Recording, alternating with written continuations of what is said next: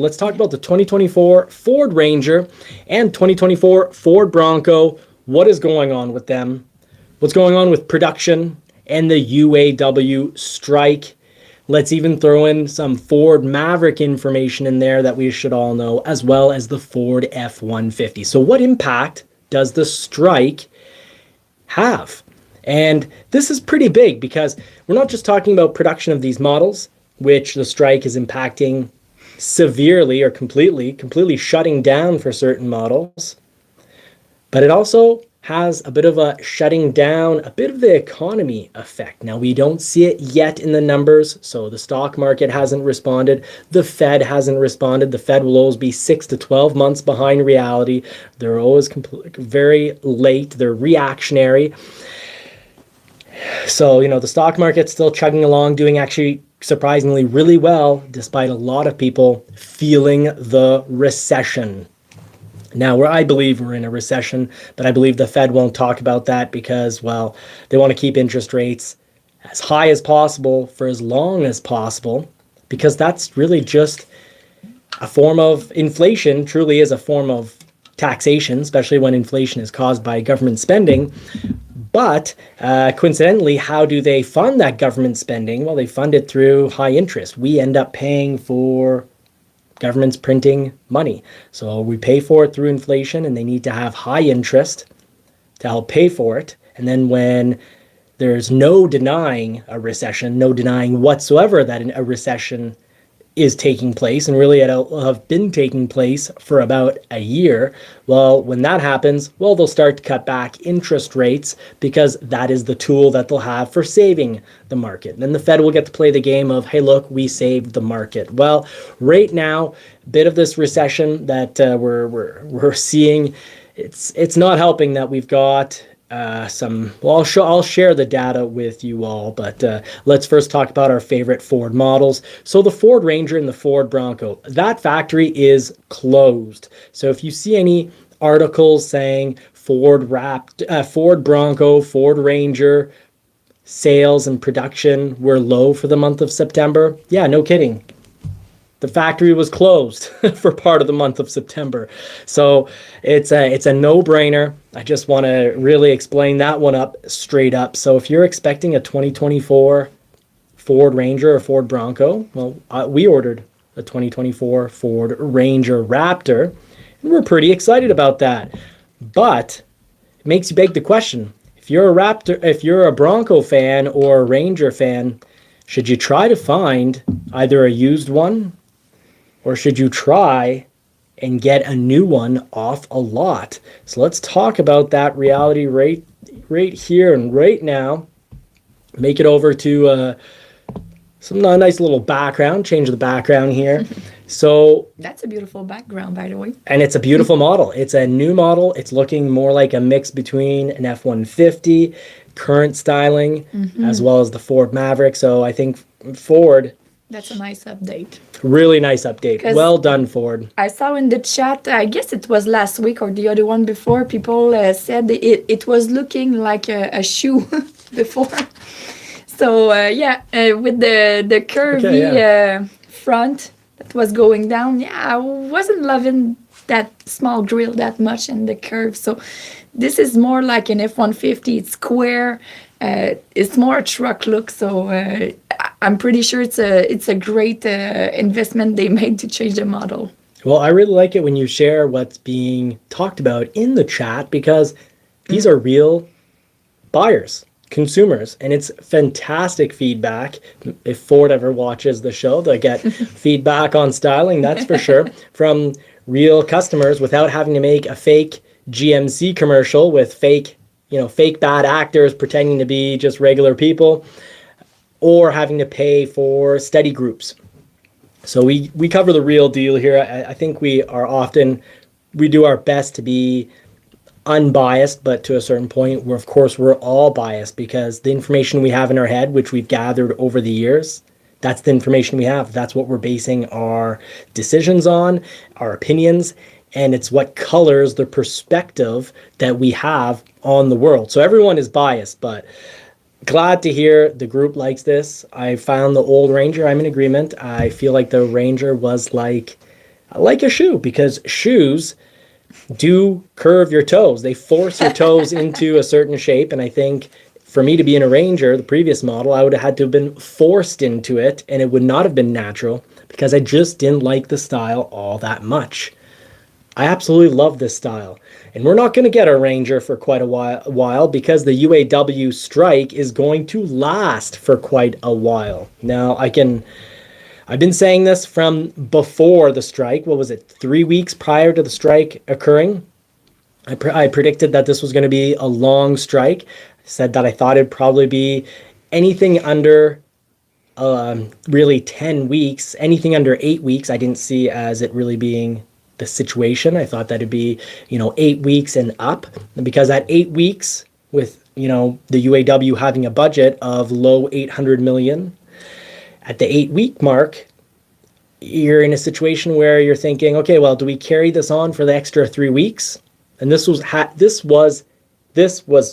calculations based on the idea that everyone would go on strike at once. But Shawn Fain, president of the UAW, did something very smart and surprising, and he didn't close down the whole workforce. He didn't take everyone off the job. Right now, there's about 25,000 employees that are either on strike or have been, are on unemployment because they've been laid off because there's just not work for them because, it's a whole supply chain and the manufacturing system. You doing your job depends on people having done their job. And if those people are on strike and you don't have the parts coming in, well, you risk being laid off. And there's an effect on the economy, but we'll get to that, the actual numbers, because it's quite costly on the economy. But I was originally saying that I suspected that this would be at least 8 weeks, but at the 8-week mark, you have to kind of say, well, either side has to say, are we willing to give in? Because clearly two very opposing views and the demands are, very different. The crossroad is quite far for both sides. So yeah, we have to get to a crossroads here.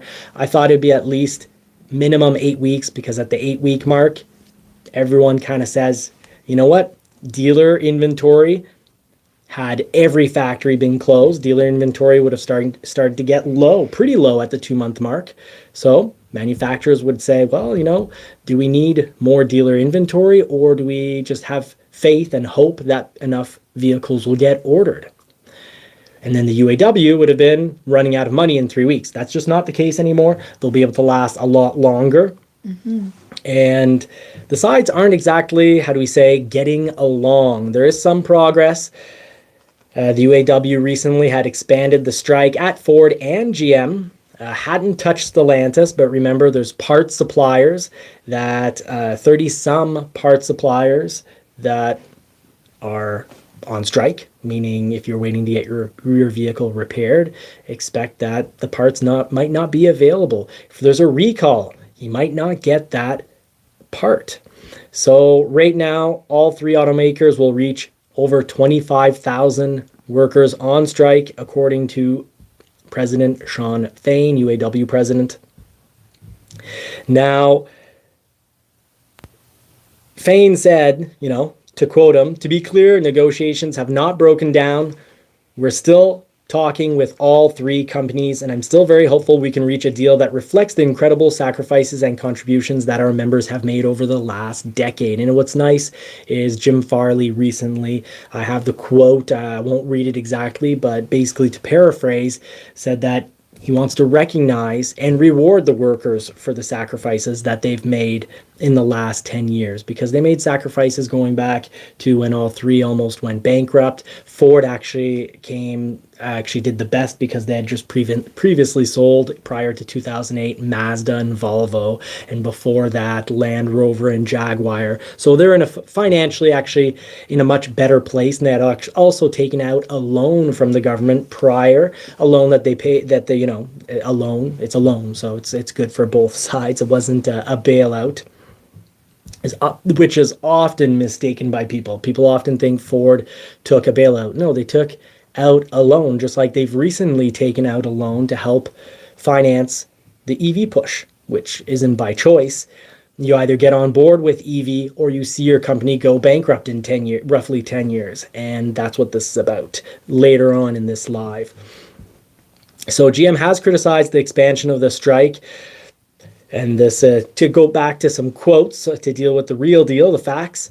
So to quote, calling more strikes is just for the headlines, not real progress, said a statement from Gerald Johnson, GM's executive vice president of global manufacturing. To continue the quote, the number of people negatively impacted by these strikes is growing. It includes our customers who buy and love the products we build. Our current record proposal that is on the table offers historic wage increases and job security while not jeopardizing our future. We're here to reach an agreement so we can all get back to work, and that remains our 100% focus. Now, Stellantis also made responded with a similar comment. But the strike expanded this week, no changes. So it's looking like every Friday you can look over to GM Authority or Ford Authority or just the news in general and see what's going on, because whether there's an expansion of the strike or not basically happens every Friday. Now, the Ford Maverick right now is going to be minimally impacted because that factory is in Mexico, and the workers in Mexico are not part of the UAW, just like Canadian workers. You know, we have the Oakville plant making the Ford Edge. From recollection, they make the Ford Nautilus, the Aviator, the Explorer, which they will no longer be making those models in a few years. By 2025, they're going to be making electric models, all electric models. So 4 or 5 new electric models will be coming out of that plant. I expect one of them to be the Explorer, all electric Explorer. And I also expect one of them to be a Ford Edge replacement, something Ford has been promising, an electric CUV. So basically they're not saying the replacement of the Edge, but essentially they're closing down the Edge and bringing back an electric vehicle in its place. I expect it to be actually similar sized. We're also going to be seeing the Ford Escape. We're going to be saying bye to the Ford Escape soon for 2025. And that's also with the introduction of new electric vehicles. So a lot of change going down here. Mm-hmm. And right now the UAW there is a cost to the economy. And the distribution centers, there's 38 parts and distribution centers that are now on strike. And that's over 20 states. Now, article from Ford Authority, Brett Foote on October 2nd. And it shows just how things are getting a little ugly. So right here, the Blue Oval, both GM and Ford, to paraphrase, said that the UAW, Shawn Fain, that the negotiations weren't going down in good faith. There was some talk about Shawn Fain being in the news too often, and then Shawn Fain saying Jim Farley wasn't showing up for meetings to negotiate. So things have broken down. The budget could take this strike for quite a long time. I kind of feel like I'm hoping we're getting close to the midway point. What is it? We're going into our 4th week of the strike. Already, so I've got a bad feeling we got about another 6 to 8 weeks of this. But Shawn Fain called, when he was called out, he called it a lie. So Jim Farley claiming that the union was holding up negotiations over its future of EV battery and assembly plants, because there's fear that, EV plants, EV production requiring less workers. There's fear from probably a very good fear, reasonable fear, that these future factories that'll require less workers, that they need to, negotiate that, Ford and the other two, Stellantis and GM, aren't just going to say bye to the way of having workers in the factories. So Jim Farley was accusing the UAW of holding up negotiations on this sticky point. And, well, Shawn Fain called that a lie after expanding the union strike, including the Chicago assembly plant. So last week, Nothing happened, no extra closures, but the week before, so that would have been week 2, at the end of week 2, they closed the Chicago assembly plant. But Jim Farley isn't the only one accusing the UAW of acting in bad faith. General Motors CEO Mary Barra also basically made the same accusation. So right now it seems like there's some fighting going on, and when there's this kind of fighting going on in contract negotiations, you have to deal with the fighting before you get to some solid progress on the negotiations. And that's why I kind of getting the solid idea that we're not at the halfway point yet. Mm-hmm. And we have a great question here from Ridgeview. Do you think the parts built in the U.S. Could affect the Mexican plant in Hermosillo? Yes, that is definitely something that could slow down Ford Maverick production. Now, the thing to keep in mind is that Ford has become very much an assembler. They assemble, so they're collecting parts from all over. So having, let's say, its distribution centers, parts distribution centers closed down, causes a lot more havoc than, let's say, closing down one factory. So right now, if you're expecting a Ford Bronco or if you're expecting a Ford Ranger, you might want to try to find one on the lot. 2023. Thing with the Ford Ranger is, well, the 2023, we really just don't want a 2023 Ford Ranger. And that's just, beauty is in the eye of the beholder. So some people might not like the new look of the new Ranger. Some people might not like the look of the old Ranger, and that's fine. But if you do like the look of the old Ranger, maybe consider getting one. Or for the Ford Bronco, I'd say definitely consider trying to find one on a lot. Now, I know at our dealership, we've got at least 5 Broncos. It's 5 or 6. We've now got 3 up front, 2 in the back. So we've got 5 Ford Broncos for sale, all of them at MSRP. Wow. So, they're all going to sell at MSRP. And it's not as if there's a huge difference between the 2023 Ford Bronco and the 2024. We have a 2023 fantastic, take us everywhere machine, including a nice little date this past week. So we needed a day off. You weren't feeling good at all, so you needed to de-stress. So at the end of the day, when you started to get rid of your migraine, went out to the lake. So just a reminder to everyone, kindness is free. And that's, whether it's love and kindness to your neighbor or love and kindness to your family. When you see someone not feeling good, give them a helping hand. I worked around the house, tried to take as much stress as possible off Marie. And then at the very end of the day, she was feeling just good enough to get in the vehicle. The headache had gone enough, still there, but anyways. I guess it was just the beginning. Now I lose my voice, so I have a little thing this week. So I took you to the lake. Kindness is free. Nice and relaxing. Share the kindness, folks. It was very nice and relaxing, and of course we did bring the dogs. So what's great is when you put your human body into nature, you'll feel better. I know media will try to tell you that salt is horrible for you, that the sun is going to kill you, and basically not to go out in nature because, there's a Lyme diseased tick just waiting to give you Lyme disease. But going out into nature is one of the best things for just feeling better overall. It relieves stress, makes you feel a whole lot better, and it boosts your immune system.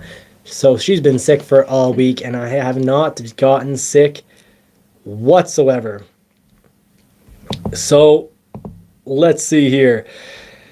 Something else that's great is the Bronco can definitely help you feel a lot better. And I like this one here. If money can't buy happiness, explain Broncos and tacos. So yes, Broncos and tacos. The 2 things I love the most in the world. Except you. Oh, thank you. It's okay if you love tacos more. It's understandable. So just earlier on for this episode, talking about the Fed, the government printing money, and the strength of the US dollar. Yes, printing money. When governments spend money, they're spending our tax dollars. And if they're spending tax dollars, they don't have it's going to affect us. It's the same as if they came into you directly and took it from your bank account. So interest rates need to be high because of some wild spending, just like in the early 80s. So I thought I'd share that right there. We'll get to a little bit of vehicle talk later on, but I'm wanting to find the exact cost per week of the strike, as I said I would. So let's pop that up here. So we've covered both Jim Farley, Ford CEO, and GM CEO saying that there's negotiations going on in bad faith. That was about a week ago. Things are a little bit better now that Ford has made an offer that's been a little bit more convincing. But let's see what's been going on. So over on X, Sean Fain basically said, tune into at UAW's Facebook page at 2 p.m. on Friday, October 6th, to see who gets the rose. Basically, I think this is a way of saying, make us a better offer, and if you make the best offer out of the three, I'll maybe zoom in case you can't see that well enough, but GM, Ford, and Stellantis. So the meme they posted, clever, is from what is it when it's the guys? It's the Bachelorette, or is it Bachelor? Bachelor? Okay. Not sure. Yeah, we don't watch that. Ford Maverick production very well might be affected somewhat, but it won't be drastically affected. And the reason Ford Maverick production won't be drastically affected by the strike is because, well, Ford is mostly just assembling vehicles. Most of the parts are built from other companies. But that means when Ford is producing less vehicles, a lot of the economy is affected. Actually, 2.5% of the economy is currently being affected by this strike. So the GDP, 2.5% of the GDP is actually in relation to the automakers, the three automakers, Ford having the most jobs in the US, the most UAW workers, 55,000 UAW workers, if I'm not mistaken. So the economy is definitely affected when these companies go on strike, up to 2.5% of the overall GDP. So that is pretty serious. So I really do hope that the workers get a much better offer. Ford has actually been working, and actually can say, just to let everyone know, no matter what side of the fence you are, according to CNN, 75% of the population actually supports the United Auto Workers, 19% the U.S. auto companies, and 2% say neither because maybe, I don't know, maybe they hate vehicles and they don't follow any of this. But let's check here. So the numbers behind this are staggering. 2.5 billion. 2.5 billion. 2.5% of the GDP, US GDP. So this is important stuff. Ford has recently made a better offer. And if I can find that better offer, I'd love to share it with you. But basically, they've offered more pay for temporary workers, a good pay increase for temporary workers. So let's check that out right now. So you can read on this on Ford Authority, but we've got it here in the background just in case you can't see it and you want to open up a little side telephone. If you're watching this on TV or a laptop, you can take out your telephone and get maybe a bit better of a read on this. But what has Ford offered so far? Let's check it out right here. So Ford is saying this is a record contract offer. So they're offering to all employees greater job security. So product commitments for every UAW plant in America, no job loss due to EV battery plants. So that has been an important point. I know at dealers, we're really worried about EVs. So at dealers, we're really worried about the impact of EVs possibly, just being sold online and shutting us down. So the whole Tesla model could shut down dealers. So far, at least Jim Farley is saying that's not the best option. I know recently I've had several people in the last few months come in and say they didn't buy a Tesla despite it being less costly now. There's just no service. It's figure it out on your own, get your own information, go watch your own videos. So basically, you either already love the product, in which case, then, okay, maybe the transaction isn't that bad, but if you want to actually learn about the product, ask questions, forget about it.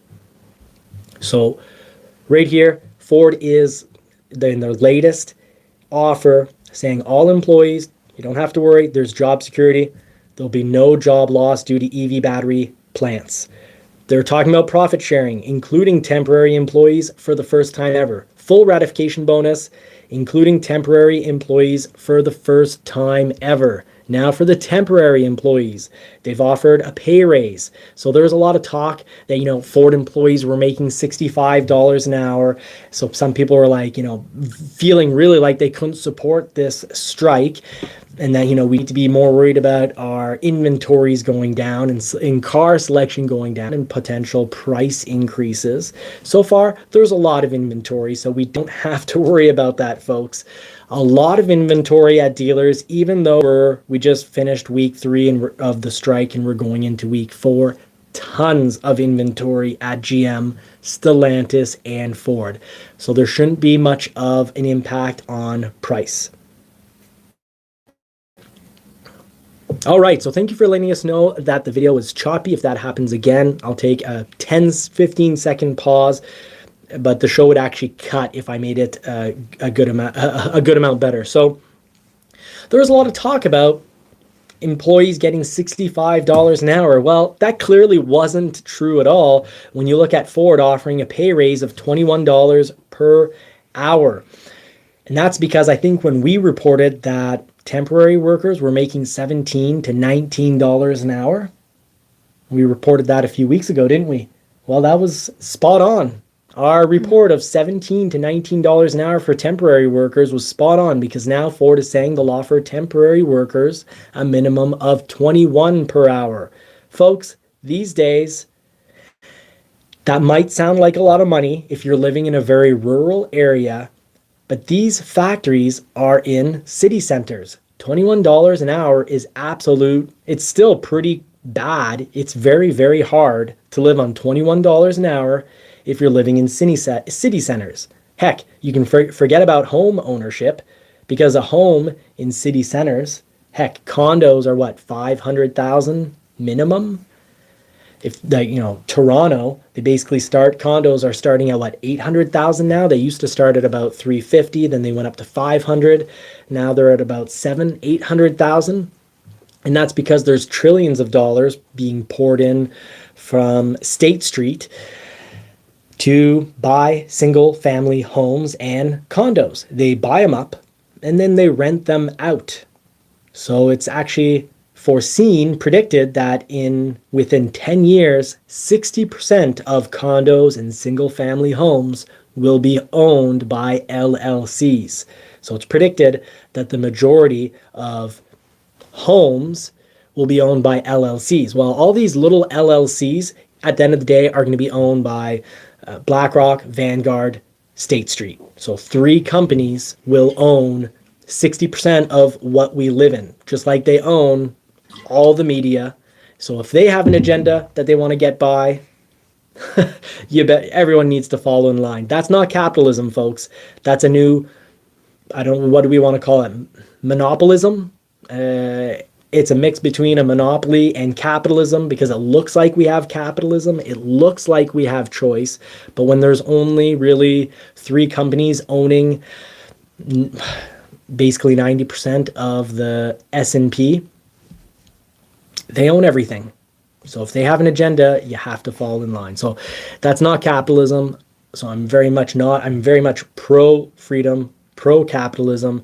I think most of us are, but I think we need to be aware of certain things. Now, Ford's also offering this, what they're calling a better conversion. So it means converting all temporary employees with at least 3 months of continuous service to a permanent status upon ratification. So I think that's great. Universities started to get on, as ridiculously woke as universities are, where if you have a conservative opinion, you can almost forget getting a degree nowadays from them. If you're a conservative professor at a university, oh boy, good luck. But I think they've really jumped on the bandwagon of using and abusing employees, because universities love hiring temporary employees, 1-year contracts, so that they don't have to give them anything. They can pay them diddly squat with no benefits, no protections, and it just makes it so that people can't become real adults. You can't get to the point where you own a home and you have a family. I don't understand why the system seems to be moving us away from the capability of having families, but it's wild. So Ford is offering for pay raise, wages increased by more than 20%, immediate double-digit increase upon ratification. And that's important because just last year there was 8% inflation for just 1 year. So yeah, they're trying to catch up to all the damage that inflation is causing. They're talking about traditional cost of living allowances coming back to protect workers against inflation, to make sure that they can afford roofs over their head, a vehicle, getting to work. Talking about no tiers, so all employees can reach the top wage rate and faster wage progression, meaning reduced. They want to reduce by more than half the time it takes to earn top wage. So average new hire will earn 6 figures by 4th year. So that's starting to look pretty interesting. So I'm hoping that maybe we can see the end of this strike in 3-4 weeks. But we'll see. Let's see how UAW, Sean Fain. Let's see if Ford gets the rose, because I think it'd be great if we could get the best of both worlds, meaning we get our Ford Mavericks, we get our Ford Broncos, we get our Ford Rangers, and we get the economy up and running again. So they're also talking about income protection for all employees, better health care, so a top health care plan that's in the top 1% of what American workers get, retirement increase, 401 contributions, and they're talking about a better work-life balance. So 5 weeks off, as well as 17 paid holidays every year. So holidays like Christmas being a day off for everyone, being one of the 17th days, for one of the 17 days, for example. So this is Ford's 7th offer to the UAW thus far, with the automaker noting that it has received 2 counter offers from the union to date. So noting that publicly is kind of like saying, hey, we've offered you 7 different contracts. You've only given us 2 counter offers. It's kind of like a little hint, a public hint at saying, look, we're working harder on this than you are. It shows that, it's better than a week ago when people were calling each other liars, but it shows that there's still some, they've got to work through this before they actually get to a bit of this. So I don't see things working out in the next couple of weeks. So that's what we've got for the UAW. For your Ford Bronco, you might want to try to consider finding one on a lot. If you like the 2023 Ford Ranger styling, you might want to consider finding one on a lot, because we're probably looking at about 3-month added delays to whatever the time span you would have been waiting for your Ford Ranger or Ford Bronco.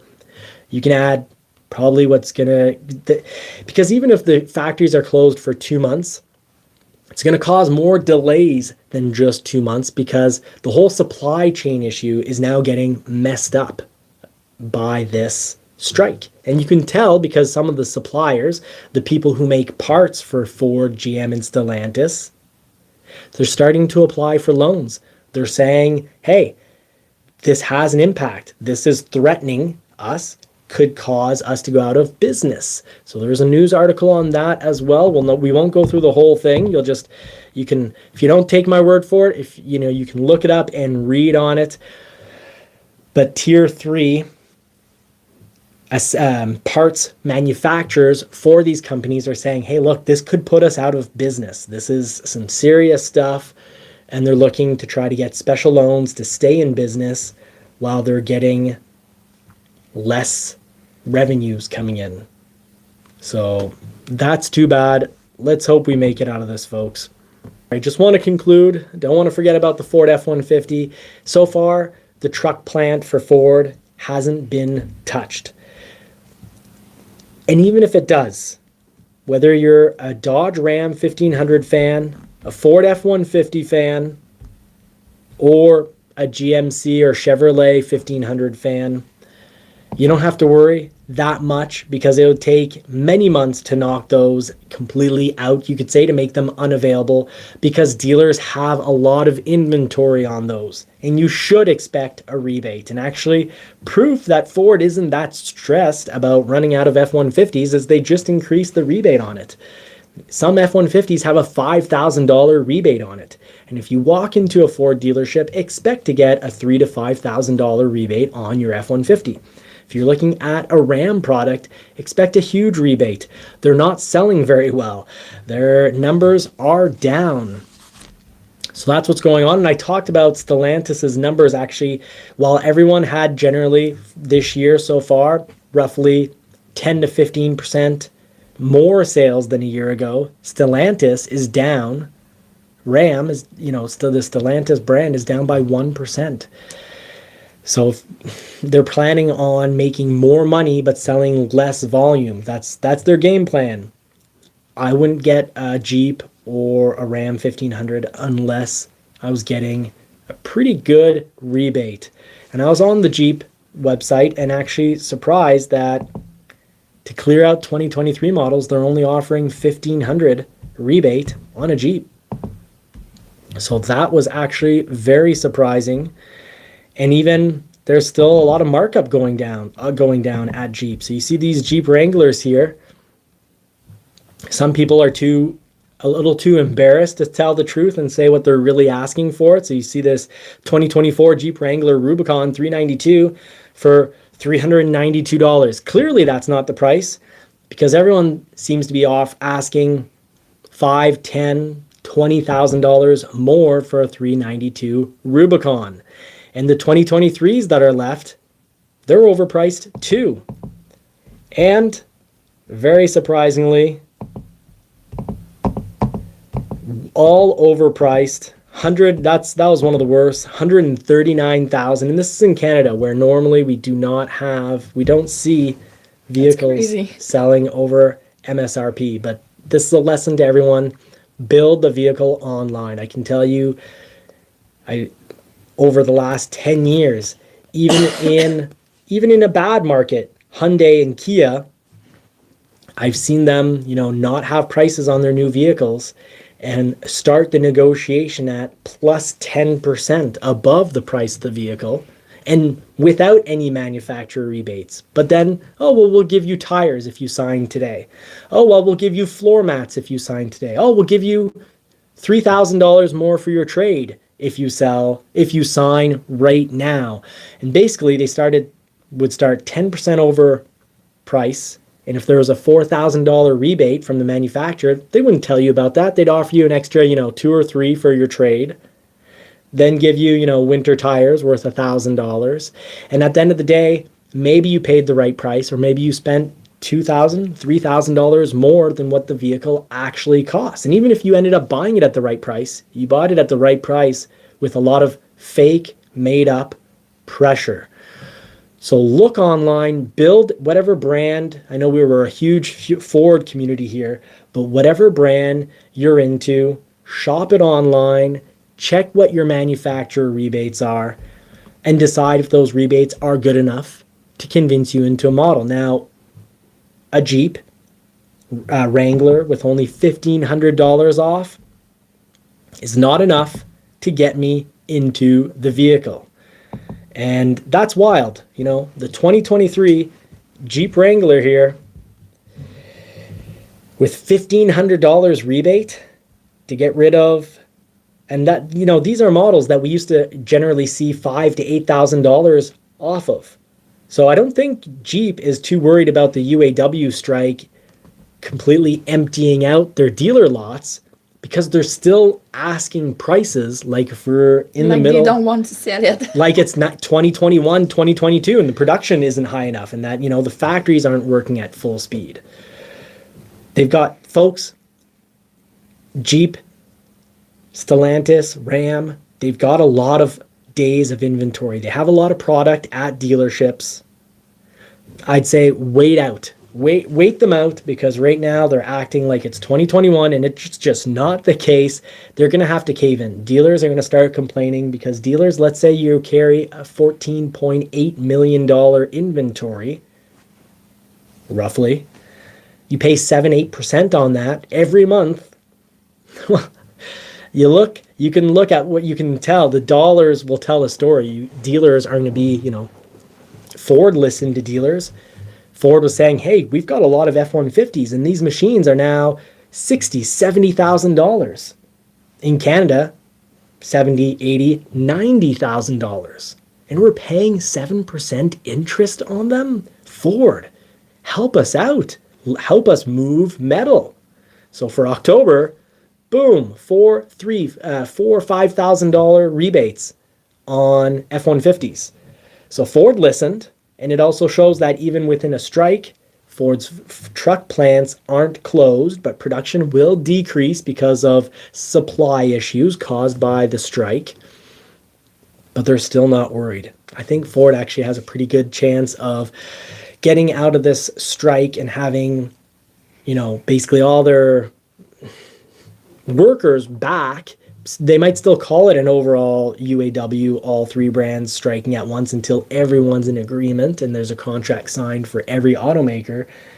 But I wouldn't be surprised to see workers go back to the Ford Ranger and Ford Bronco factory before Jeep and before GM. But we'll see. We'll see who gets the rose.